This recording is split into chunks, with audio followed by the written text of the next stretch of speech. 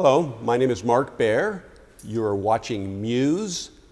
We are at the Museum of Monterey. My guest, Tracy Valleau.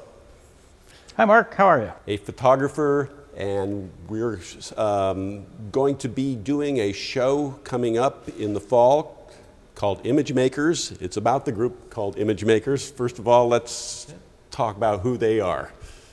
Image Makers. Well, there are a number of photographic groups here on the Monterey Peninsula, which is of course famous for its history in photography. There's independent photographers. These occur to me off the top of my head. There's the Padre Trails Club, and then there's Image Makers.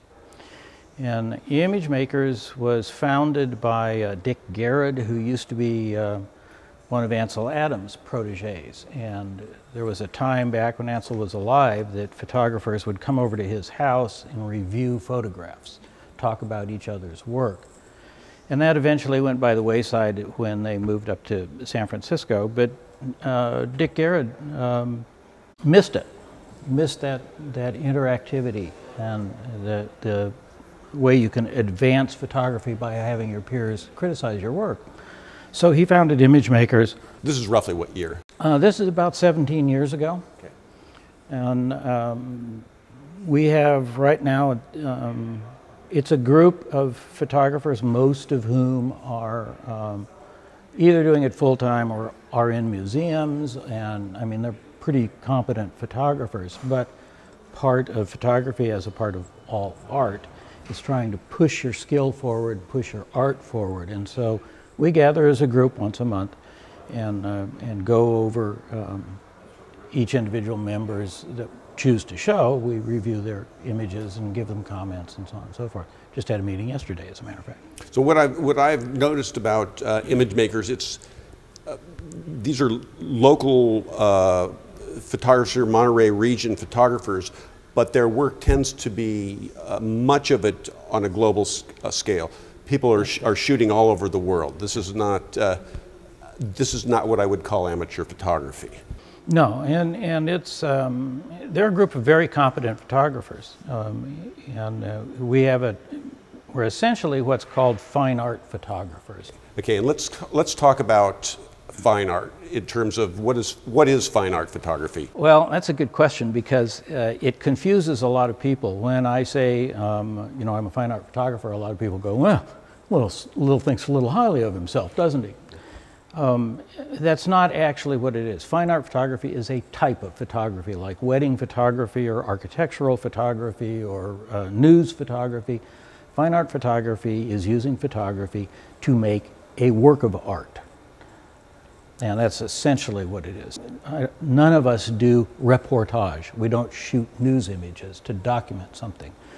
We are shooting images to hopefully capture something universal, to move people, just like painters in the show that you have here right now from CAA are trying to have an emotional impact on people. If I am not mistaken, it's been within my lifetime that fine art photography has really been accepted as fine art. That's correct. There was a very long period of time, and I've actually been in the game long enough to see the change. Yes.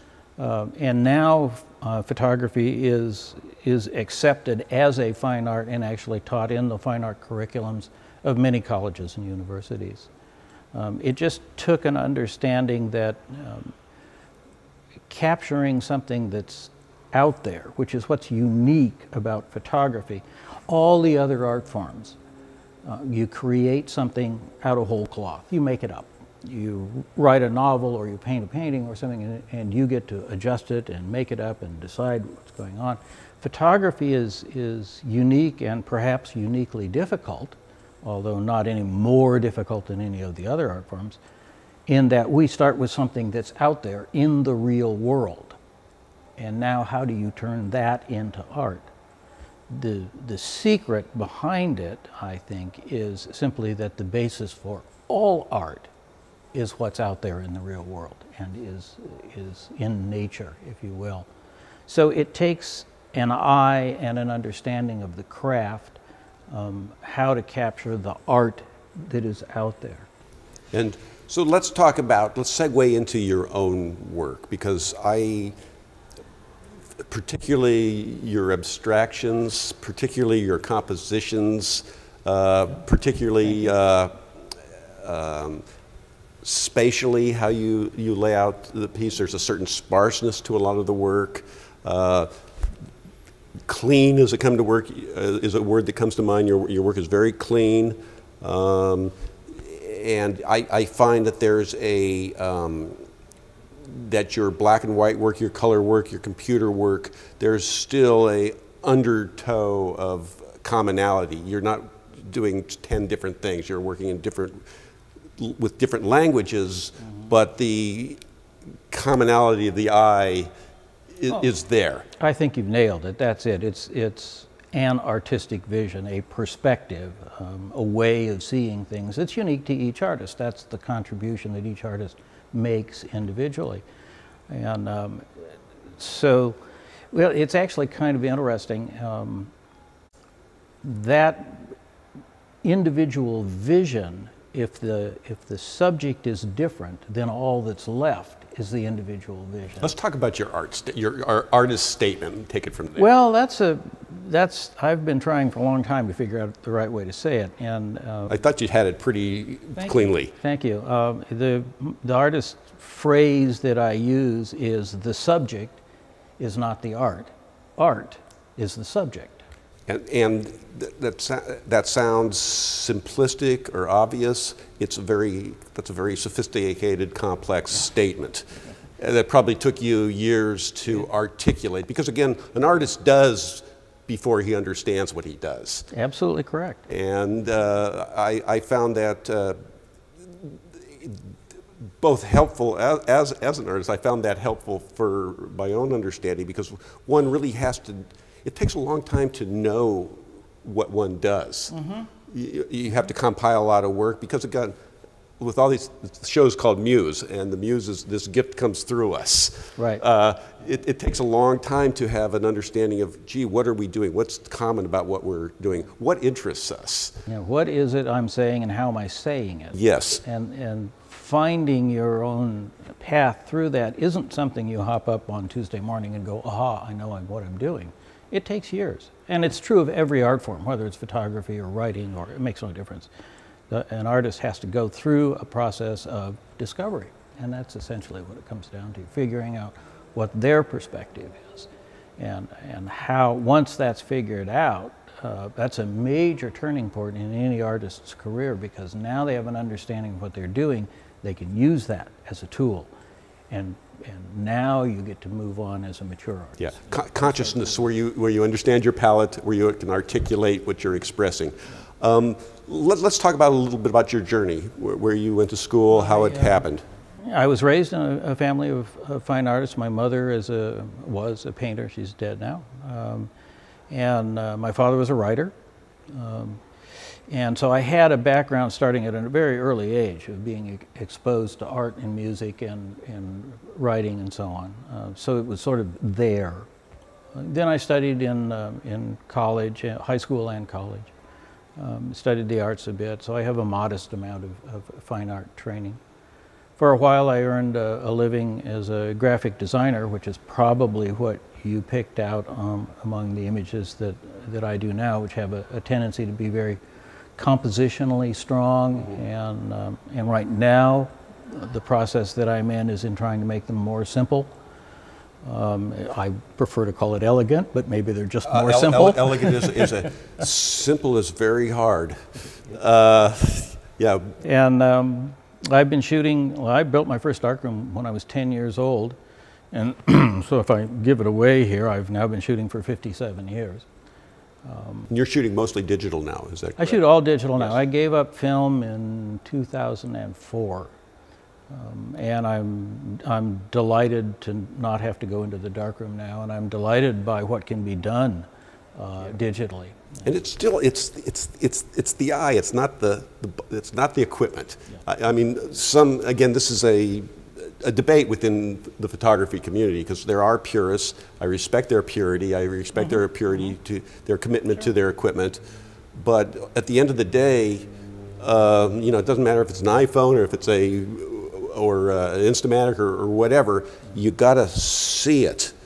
And again, photography now, because it's so ubiquitous with everybody posting their thing, you've got to go out and shoot something that you're not going to see 40 other people shooting better than you on the web. That's very interesting. You've just raised a couple of really interesting points that I've dealt with in some of the talks I've given, and one of them is the cell phone issue, and one of them is the, oh, it's digital, it's not real. Yeah, who cares? And that's, to me. The bottom line is it's the print. It doesn't make any difference how you got it. The bottom line is here's what I've got. That's all that's important. Yeah, that's the sense that you can go into Photoshop and push a button and get a magnificent photo out of it is nonsense. It's actually, I spend more time working on an individual print in Photoshop than I ever did in the darkroom.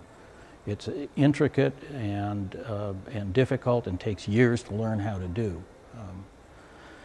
The thing about cell phones and the plethora of cameras out there is really pretty stunning. And I'm now going to steal from one of my talks. There are 7 billion people on the face of the earth, and there are 6 billion cell phone accounts. wow. And of those 6 billion cell phone accounts, half of them, 3 billion, are with phones that have cameras in them. So virtually half the population of the world is walking around with a camera in his or her pocket. There are almost 1 million photographs an hour uploaded to the internet. Now, does this mean that suddenly the work that I do is less valuable, or that, you know, everybody's got a camera so everybody can do it?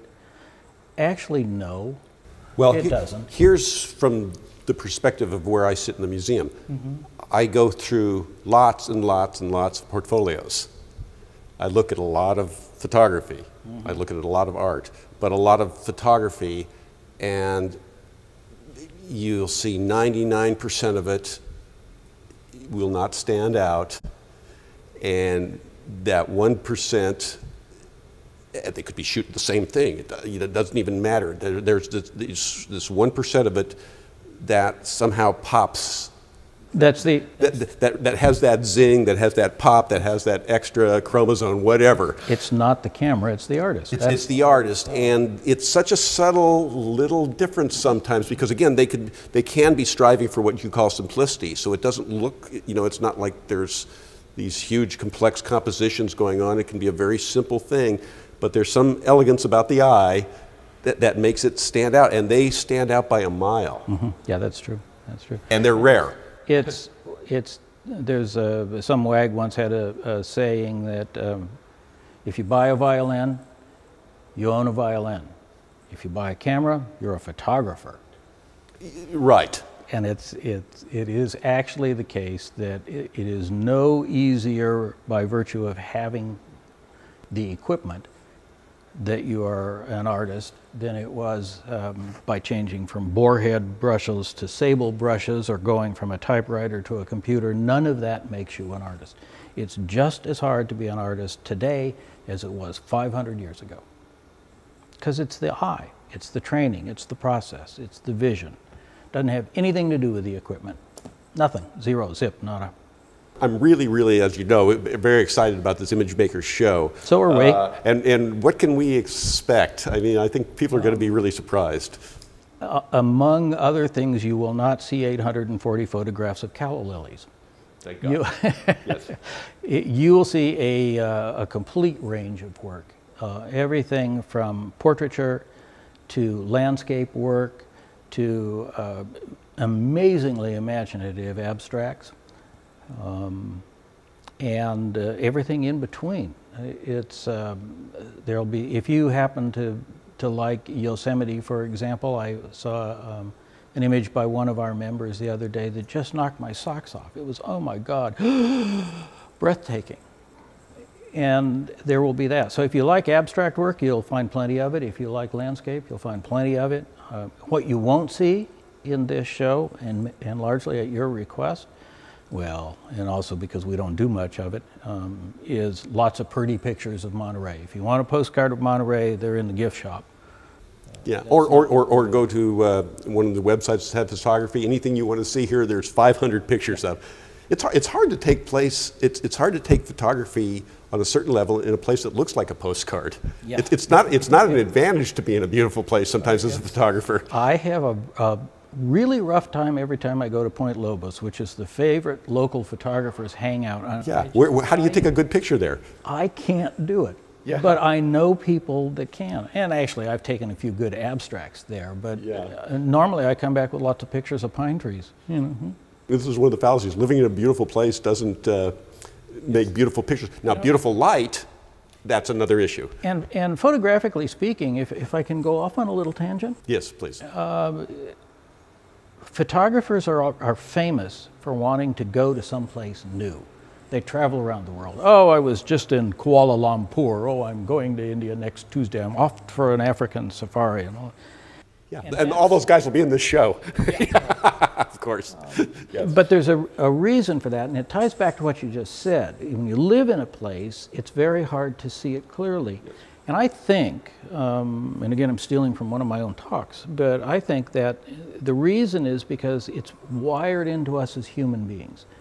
We get used to our surroundings, and we start to ignore things that we've seen 100 times because they're safe. So our attention is turned off, and it's built into us as human beings. It helps us survive. It's a good thing that we do that.